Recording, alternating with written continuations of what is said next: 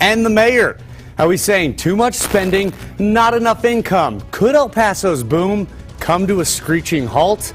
Also, our city manager before Tommy Gonzalez, back in city business, not even gone a year. Joyce Wilson with a new position tonight. Also, take a close look at your screen. Do you know any children who had contact with this man? If so, you're asked to call police. We'll tell you why. Also, a story tonight has Adrian saying R.I.P. Selena forever, and Cynthia with Selena, the Queen of Tejano. Can you believe it's already been 20 years since Selena's untimely death? See how people celebrated her life a little bit later in this newscast. And also, comedian Dave Chappelle, he's in town tonight. El Pasoans excited to welcome him back. But why does your discussion look like this, with Scott saying this is a slippery situation? And Carlos, "'cause bananas are deadly," said no one. Nichole will talk about that and in weather. We have slight chances for scattered showers and possible thunderstorms overnight, but I'm also tracking some changes to your forecast. Those details in Storm Track Weather. That's all coming up next on ABC-7 at 9. Get ready. You become part of the day's news right now. Live, where news comes first. From the Mesilla Valley and Las Cruces to El Paso and the borderland. This is ABC-7 at 9 on the El Paso Las Cruces CW. Well, hello everybody. Thanks so much for joining us tonight. I'm Bob Harp. Nichole Gomez. This is ABC-7 at 9 on the CW. As always, we want to see you on the CW, so log into our social media network right now. It's pretty easy to do that. Facebook, Twitter, Instagram, you name it. You become a part of the story that everybody's talking about. Let's get to the stories behind the buzz tonight. We're jumping right into it. This discussion already underway. As fast as our expenditures. We have to change how we do things as an organization in order to kind of attack those costs. Well, a sobering report for the city of El Paso and the city council. Now, the city apparently is not making enough to cover what it's spending, but some say it's not all gloom and doom. Well, here is an example of a big challenge the city is facing. Last year, it made $149 million total from just property taxes. That's not even enough to fund the police and fire departments, which cost $212 million combined. Now, the city makes up the rest with sales tax and revenue from things like inspections and fees. But it also has a lot more to fund than just police and fire, and that could bring a $26 million budget shortfall anyway that the city simply just doesn't know how to pay for right now. But you're not taking any consideration of any growth in property tax, any additional growth in sales tax. This is just based on last year compared to what we would be looking at. So this is basically worst case scenario without any improvement. When you look at your revenue growth, it's 1.5%, I think, is what we're looking at, what your history shows. So it's meager. Okay, right now a homeowner with an average El Paso home worth about $124,000 pays about $869 a year in city property taxes. It is too early to tell how this will affect your tax bill because these numbers are preliminary, and some things like the ballpark subsidy may actually decrease. Now, again, we want to get your feedback on this story. Maria Garcia, who's been covering council for years now and many budgets, has put this story together for you at KVIA.com. Let us know what you have to say about it. Well, along these same lines here, the city of El Paso could be changing the way it handles some of its operations. That would happen during the November election by updating the city charter. Well, a woman who knows the process all too well was just appointed to that committee. Former city manager Joyce Wilson and 8 other committee members, they will work to make sure everything runs smoothly, legally, and cost efficiently during this whole process. And again, it's all aimed at updating the city charter in the November election. Call it a win for teachers in the El Paso School District tonight who said they were getting cheated out of the time they needed to get ready for their classes. The El Paso Federation of Teachers and the district say that they have reached an agreement. The Federation accused EPISD of ignoring a state law that guarantees teachers have 450 minutes of prep time every 10 days. New tonight, a traffic alert we want to tell you about. The US 54 on-ramp to I-10 West is still closed because of that motorcycle crash from this afternoon. This happened at just after 4 o'clock. Now, talk on emergency radios tonight saying the man is still at University Medical Center, likely with serious injuries. He was the motorcyclist. The fire department not able to tell us much else. So if you are southbound on 54 and you're heading toward downtown, getting on I-10 West, you can't do so. Also, another traffic alert happening right now. Let's give you a live look. This is in central El Paso. I-10 in both directions kind of clogged up, but those are the eastbound lanes coming at you. Just more construction from TxDOT, and you see the flashing lights on your left. That is actually keeping people back from certain areas as well. So the gateway is going to be affected a little bit in that area, but I-10 East by the Spaghetti Bowl is going to be a mess tonight because of TxDOT crews, and again, US 54 southbound to I-10 West. Still closed. We'll let you know when that reopens. Well, ABC-7 confirming tonight the fire that canceled today's classes at Lamar Elementary School. Apparently it was started by an electrical problem. That's what the fire department tells us. They say the fire started in a classroom on the second floor. A couple rooms actually got smoke damage, but no other damage is being reported. Now, the state testing that was supposed to happen today for the students will actually be tomorrow. So hopefully you get a good night's rest, kids. 24-year-old Ricardo Rodriguez from Horizon City, now accused of exposing himself to children.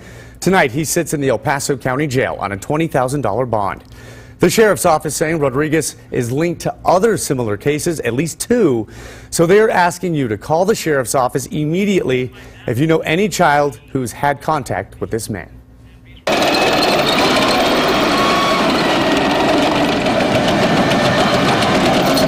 Also behind the buzz tonight, Iron Focus, that is still in full swing in the New Mexico desert just outside El Paso tonight and all week. Soldiers from the 1st Armored Division over at Fort Bliss are taking part in one of the largest training exercises of the year. It lasts a full 2 weeks, actually, with soldiers' roles playing American troops, enemy insurgents, and even civilian villagers. And all is calm and quiet tonight near Santa Teresa High School. The commotion there died down when that emergency drill ended. Several law enforcement agencies throughout Doña Ana County, they all worked together. About 300 people in total trained to get a handle on a widespread disaster. Now, the simulation focused on a weapon of mass destruction actually being detonated. If you are just joining us right now, we are, in my opinion, seeing a very nice night out there. Stepped out to the car, Nichole, and it's quite pleasant. It is a little chilly out there, though. Chilly?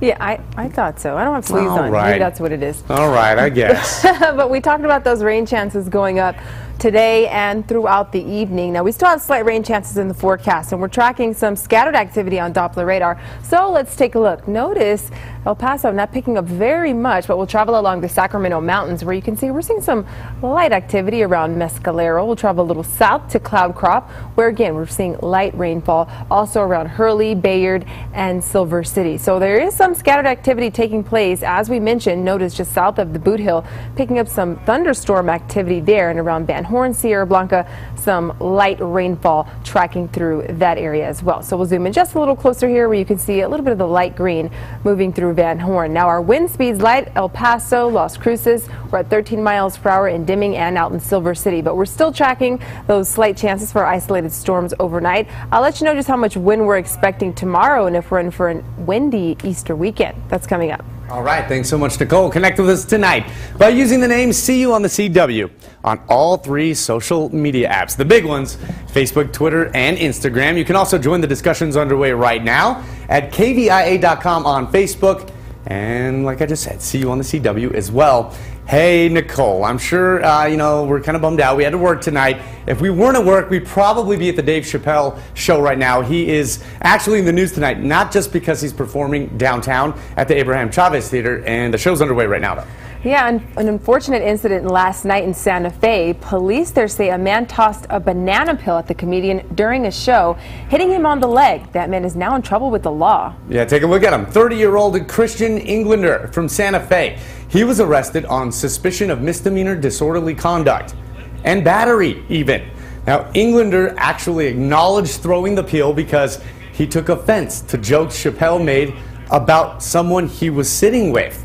Now, Englander appeared to be intoxicated at the time, according to authorities, And after event security escorted him outside, this story went viral. Plenty to say about this one, Nichole. You know, the viewers on both sides mostly loving on some Dave Chappelle tonight. Oh, yeah. Ernie says he can always peel it. Eddie. All right. That was a good one. And then Eddie says, at least he ate the banana before throwing it. Nothing goes to waste. And the discussion gets much better than that, folks. We promise that's coming up a little bit later in tonight's social media buzz. Now, Nichole, the other story folks can't get enough of today.